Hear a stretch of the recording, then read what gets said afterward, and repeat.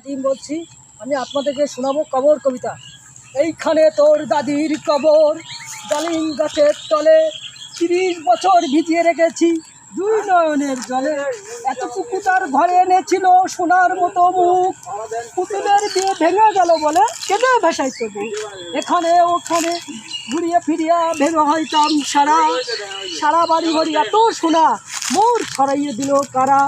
বাপের বাড়িতে যাইবার কালে কইতে ধরিয়া পা, আমারে দেখিয়ে যাইও তুমি উজানতলির গা। শাপলার হাটে তরমুজ বেচি 6 পয়সা করে দেরি, পুঁথির মালা 1 ছোড়া নিতে কখনো হতো না দেরি। 2 পয়সার তামক মাজন লইয়া গাটে, সন্ধ্যেবেলায় ছুটে যাইতাম শ্বশুর বাড়ির বটে।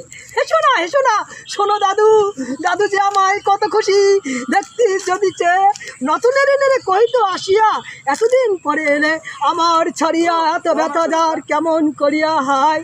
কবর দেশেতে ঘুমিয়ে রয়েছে নিঝুম নিরালয়। শাপলার হাটে তরমুজ বেচি 6 পয়সা করে দেরি, পুঁথির মালা 1 ছোড়া নিতে কখনো হতো না দেরি।